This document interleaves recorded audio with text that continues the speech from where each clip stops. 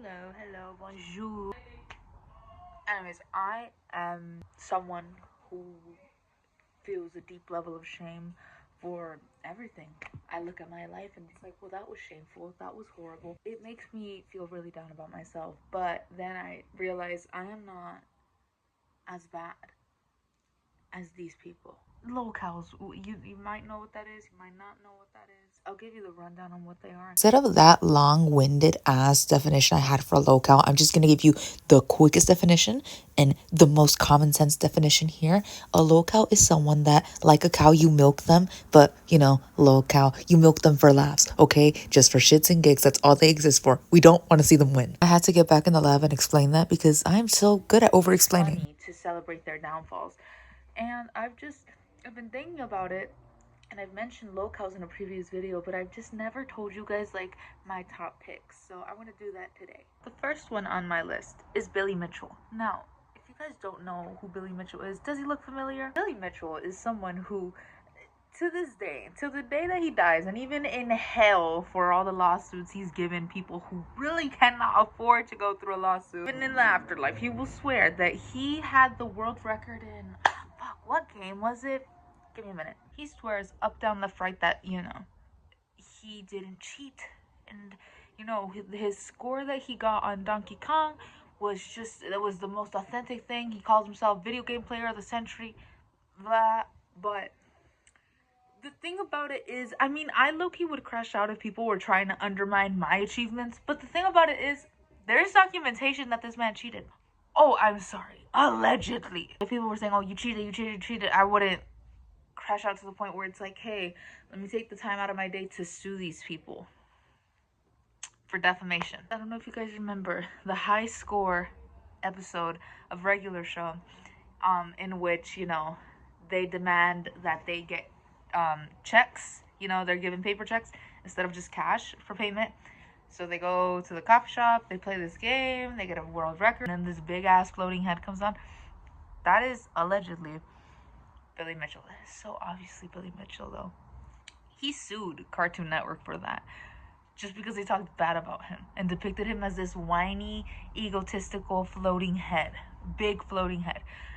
And it looks kind of like him. The reason I call him a lolcow, though, is because of how easy it is to make fun of this man. I do have something to say in a much more concise way. He responds to literally anyone that talks about him with a lawsuit, and that's just pathetic. Peak unemployed behavior. If you even utter the words Billy Mitchell cheated, I swear he's going to pop out in front of your door with a lawsuit ready. I've had moments where it's like, fuck, I have a job. I shouldn't be behaving this way. I'm an employed individual. He's like definition of unemployed. I laughed his ass out of court when he sued Cartoon Network. He said he concurs that the plaintiff is a human being and not the giant floating head in a cartoon. This image in my head that JG Quintel just goes to bed and laughs for a bit. Like he snickers about it for a second before falling fast asleep. It's really sad. You're a grown-ass man crashing out over Pac-Man and fucking Donkey Kong. I honestly think it's just like existential boredom. You know what I mean? Like, you peaked in the 80s and now it's like I need attention.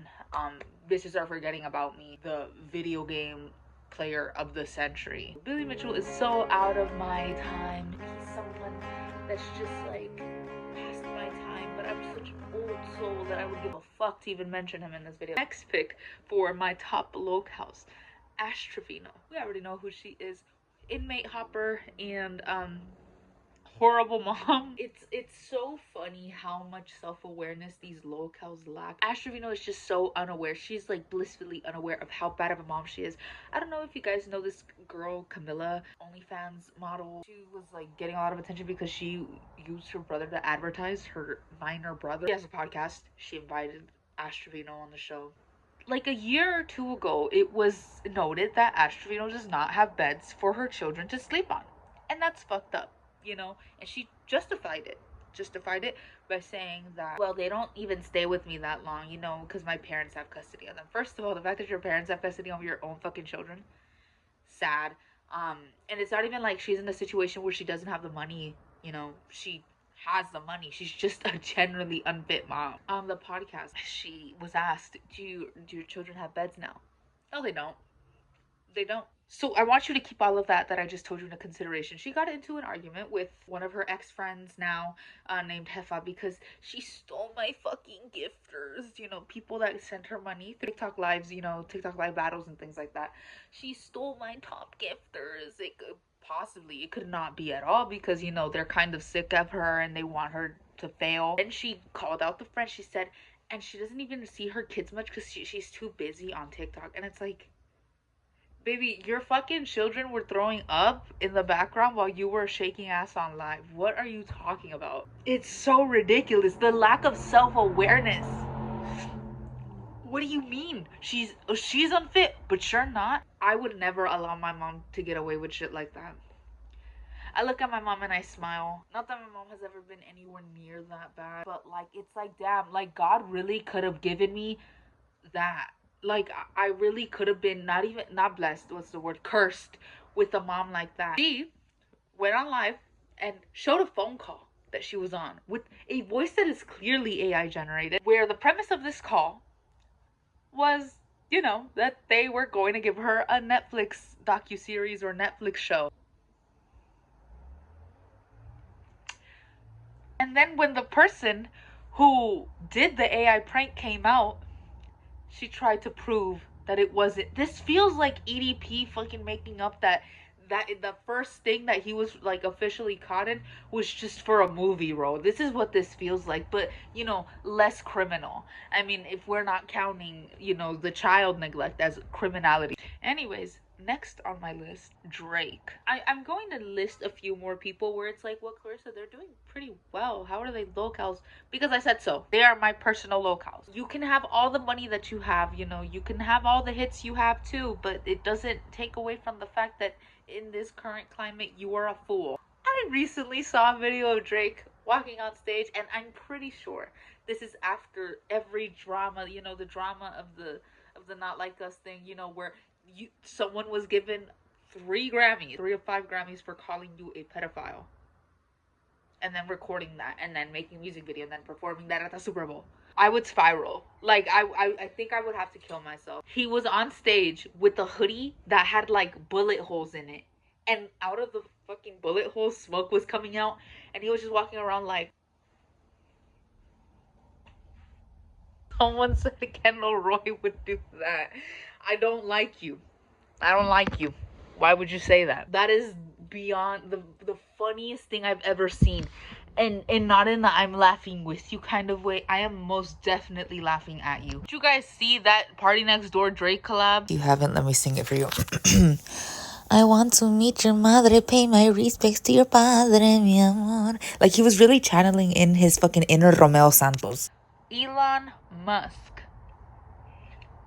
You can be in government, you can be rich, but you will never, ever escape your existence as a lolcow. I want to feel bad for him, but I don't. He's ugly, and he's a fucking idiot, and he's a monster, and I can't respect anyone who, on top of being a deadbeat, is just generally insufferable. Saying that your transgender daughter is dead to you, that's just something too far. So before I can go in at all on this person, I have my reasons for not liking this person. What a ridiculous existence of a person. What went wrong? I believe in God, but even I have my questions. Like, why did you create this thing? I don't actually believe that some things are God's plan. Sometimes I think it's just Satan's intervention. Because in no way did my Lord and Savior, who I know and have come to love, decide for Elon Musk to be in government. There's no way that this would happen under God, under Jesus, under anything in my faith. I'm pretty sure there's a good place in hell for Elon. And not just because he's horrible, but because he has such an unfathomable level of cringe. And it's like, do you know where you're at right now? You're at the fucking inauguration. What are you doing? You want to act like you got some damn class. And it's like, well, no, he's not going to do that because this is just who he is. By the way, before the woke mob, the woke right comes at me, I don't care that he's autistic. I don't give a fuck. He could be autistic.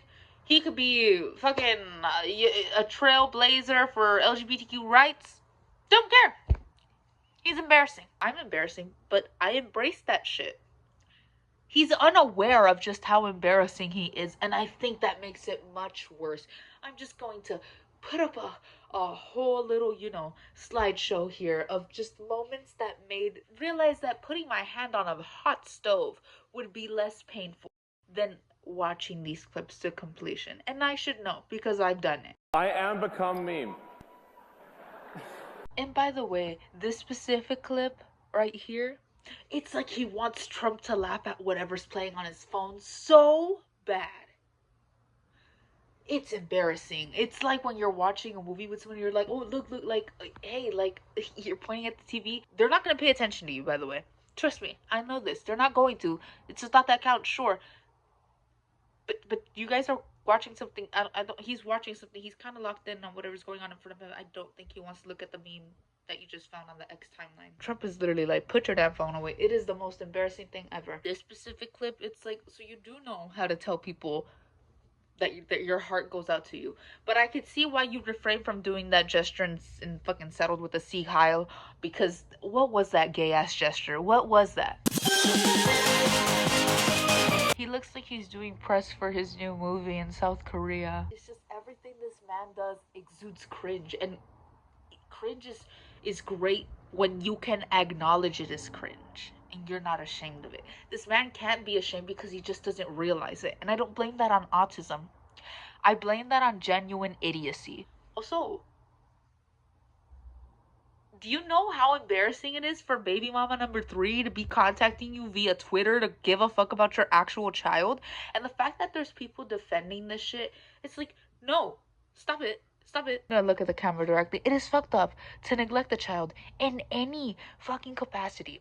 I don't care what excuses you make up. It's messed up when you have a child, and unless that person, the other parent is sick or dead, there's no excuse to put all responsibility on one person. I don't care who has custody. Even if Elon had sole custody, it would be great if Grimes could be there. It would be great to have 2 parents in your life, If you're able to be there for your child, be there for your fucking child. Oh my goodness, I can't believe I almost forgot. Onision, Onion Boy. I don't remember how to say his name correctly. I'm pretty sure I had it right the first time. That man had such an impact on me. Like, it's so crazy. Like, oh my gosh, the new Onision upload just dropped. Do you guys get it? Because I used to be bulimic. This man had such an impact on my life. And this man would talk about shit that I loved, like he was into the whole emo thing. Dude, I entertained the idea of listening to Black Veil Brides before I realized that Black Veil Brides kind of sucked. I'm kidding. No emo come after me. But it wasn't my thing. I was never like a full emo. I was like Panic at the Disco queer girl emo type of thing. Come on. And to this day, I remain the same. He would talk about a lot of stuff like that, and he did a lot of skits, and that, if iDubbbz didn't influence me at all, you know who did? Onision was just so fucking horrible, and like, I didn't even know about everything. I promise you guys, I knew way more than I do about everything that he's done back then, but I only remember just now because I saw him on a list and I saw a video of him being like YouTube's worst predator, and it's like, well, I wouldn't say worst, but he was definitely there. I guess he would, and please correct me if I'm wrong, and maybe I'm confusing him, but I know him and his ex-girlfriend would recruit girls, like, not recruit, but like they would find a girl and groom her and then bring her to live with them. The reality of the situation, again allegedly, because I'm not sure just how confirmed this is, post-edit by the way, he got legal custody of one of the girls and in that way groomed her. So I don't feel bad about any of the bad things I'm saying about Onision. The misgendering thing, though, I do feel bad about. He fucking, one of his fucking kids fell out of a window under his watch? How does that happen? How does that happen? What type of Rosa Guadalupe shit is this? I don't know. This man is just so ridiculous to me. It is so crazy. And the crash outs that he's had because of these things. Chris Hansen showed up to his fucking house. And this was the reason that it's so funny to me was just because of how invested I was in this entire story. My real life friends, you know, we would talk about it in group chats. He was dead ass freaking out because the guy who ran a show called To Catch a Predator was at his fucking door. And then I think this, like, on top of being like exposed for being a weirdo to minor, like, straight up like bordering like predator, right? I don't know. Allegedly, I don't know if any of this has been confirmed, even though it's low key been confirmed that him and his girl would fucking groom girls. Um, and he was also abusive to one of his exes. I think. I don't know how that. I think her name was like Shiloh or something. If someone knows what happened with that situation, because I, trust me, I used to know everything about this situation, but like I've kind of have like a life outside the internet, and that was years ago. So please remind me. But I think aside from everything that he's done, like the thing that really kicked off the lolcow status was him spiraling when Chris Hansen showed up to his house, like just straight up peacefully knocked on his door and wanted to know, hey, what the fuck is going on in your home? He tried to sue Chris Hansen and took the wrong Chris Hansen to court. It was the most gratifying thing ever. This was back when like X was Twitter. And by the way, I'm still calling it Twitter. I'm not calling it X. I'm just saying officially it was Twitter still. Maybe in another life there is, you know, a timeline where Chris Hansen and Onision have a one-on-one conversation. And then Chris Hansen saves Onision's baby from falling out of a window a second time. Okay, well, that's all for today. You know, remember to like, comment, and subscribe, you know, but yeah, that's about it.